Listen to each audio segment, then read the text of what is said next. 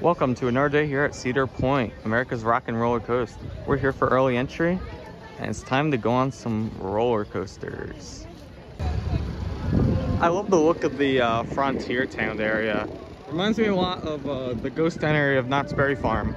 Okay, so first ride today is Maverick. This is the Intamin Blitz coaster.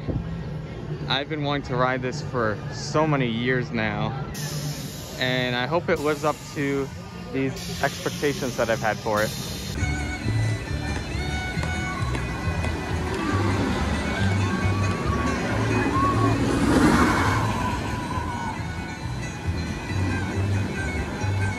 All right, we just got off of Maverick. Jeez, that was awesome. It was so smooth. All the transitions were just like Intimidator 305, which is my favorite coaster. And oh, that ride was like perfect. I love that. The moment has come to ride arguably one of the best roller coasters on earth. Steel Vengeance. This thing looks like a beast. And I'm very excited to get my first ever ride on it very soon.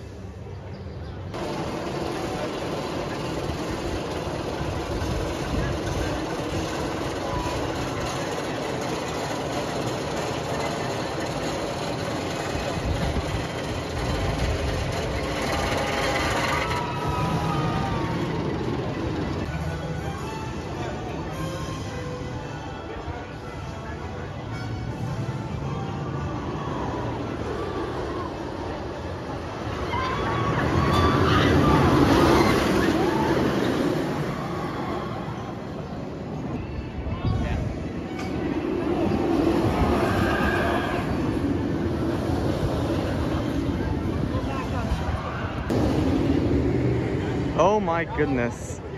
Just got off of Steel Vengeance. That was incredible. Oh my god. The amount of airtime you get is insane. Plus the drop, you could see almost everything in this park.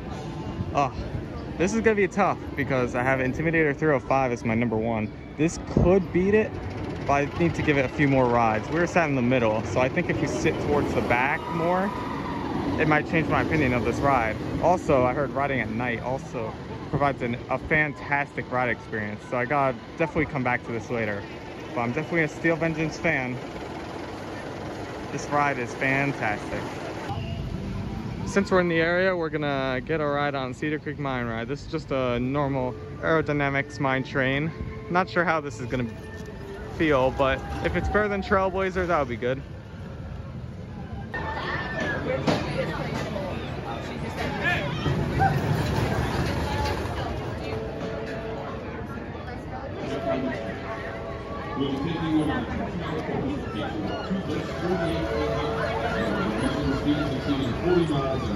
Cedar Creek Mine Ride was what I expected it to be. However, I will say that it was better than Trailblazer, so that's good. But there are still a lot rough, arrowy transitions that you come to expect with these types of rides. I don't know what we're gonna do next, but I'll share when we decide. Okay, so we ate at the Coasters Dine-In down that way. It was fine. I knew in advance that the food wasn't going to be the best at this park, so we just got like general chicken and fries. But I think we're gonna do Skyride next, going down towards the front of the park, and then that'll give us some nice views, and we'll figure out what to do from there. I know some of these coasters at the front have a lot of big lines, so we'll probably head back towards the middle where the lines are a little bit shorter.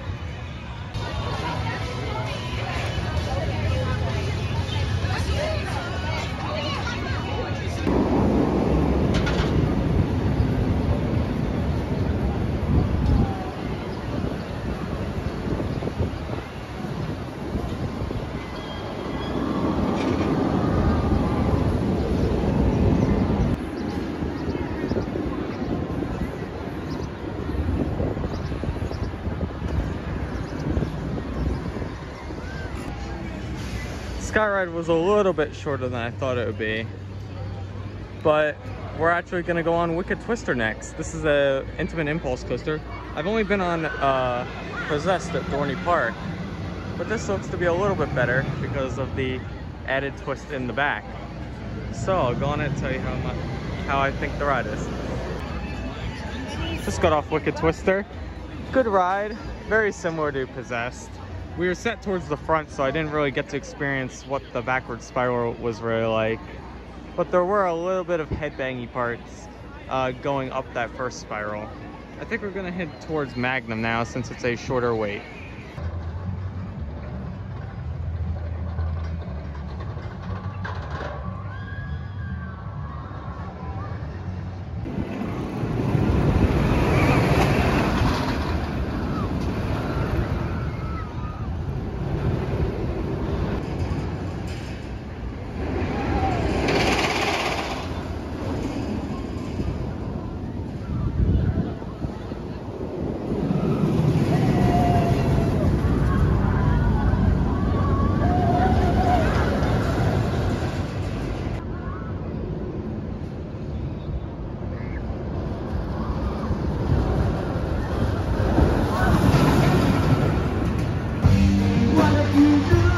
Alright, so I not only rode Magnum, but actually got on both sides of Gemini. First, let me talk about Magnum. This ride I was expecting to be very similar to Steel Force, but it was made by Arrow instead of Morgan. So I thought it was good. We sat towards the back, and yeah, it was a solid little ride. I gotta try it in the Magic seat, which is row 3. But it was definitely a solid little ride. It wasn't as rough as I was expecting it to be. Some people say it like runs with square wheels. I didn't feel that at all. But then I rode Gemini, and that is one of the most underrated coasters I've ever been on. No one really talks about Gemini that much, and I was really surprised at how good that was. Both sides ran great, and especially for midday where a lot of these lines are longer, it was a good ride to do. So that is one I'll definitely be re-riding if the lines stay busy. Now it is a crowded day at the park. A lot of these lines are really long. So we're actually going to be taking a quick break and come back later in the night. So the coaster riding is not done. I still gotta get on all the rides here. See you in a little bit. After a little bit of rest and relaxation, we are now back entering the park. We're gonna head towards Iron Dragon, but if Magnum has a short line, I might do that first.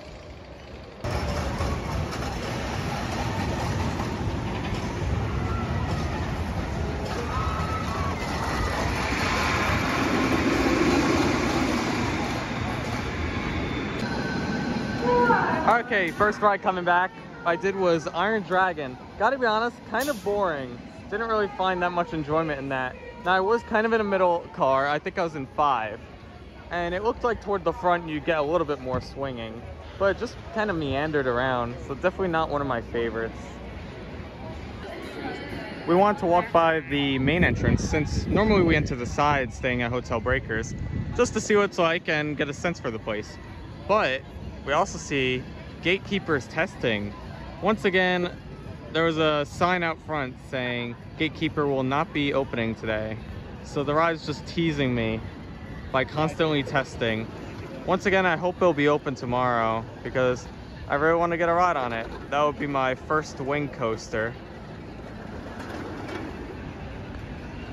But here, let me go outside the park and I'll get an even better shot of this thing.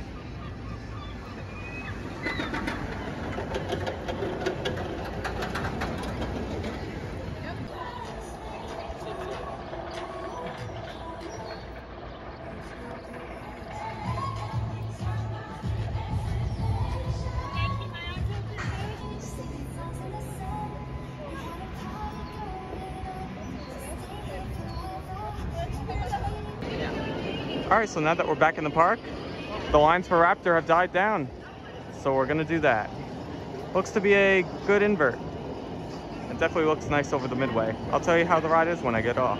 Guys, for some reason that was the last piece of recording that I did that day, which is odd because I didn't give my reaction for Raptor, and I did 2 other rides as well, which I'll talk about. But first, let's talk about Raptor. I was kind of expecting this to be a really good invert.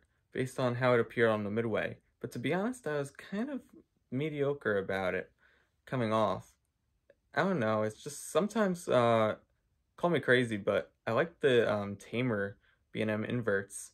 This one definitely was forceful, but I was put in the back row, and some of those transitions were a little bit too whippy for my taste. But it was good. I mean, not my favorite at Cedar Point, but definitely a solid ride. Right after Raptor, we went over to Blue Streak, and it was definitely a good wooden coaster. We were sat on a non-wheel seat, I believe towards the back, so it was running pretty smooth. However, there was an apparent problem. If you know Cedar Point, especially at night during the summer, you'll know that they have a lot of mayflies. And Blue Streak at night when you're going up has lights. So when we were going up, me, my brother, and all the riders were like shooing away all the bugs. It was just like crazy how many bugs that were on that lift hill. So hopefully they fix that problem in the future. But other than that, and the kind of short ride experience it provides, definitely a good starter coaster for young kids. After Blue Streak, we decided to make our final ride be Millennium Force. Now, this was one of my most anticipated rides of the trip. Intimidator 305 was my #1 coaster going in, so I was anticipating another Giga to rank very highly. And let me tell you, the night ride we got was unforgettable. However, I'm not going to talk about it. I'm going to leave that to the next video from day 2 of Cedar Point. But anyway, I hope you guys enjoyed this day, and hope you look forward to the video that I have tomorrow. If you liked this video, please make sure to give it a like. If you really liked it, make sure to subscribe. Until next time, I'll see you guys later.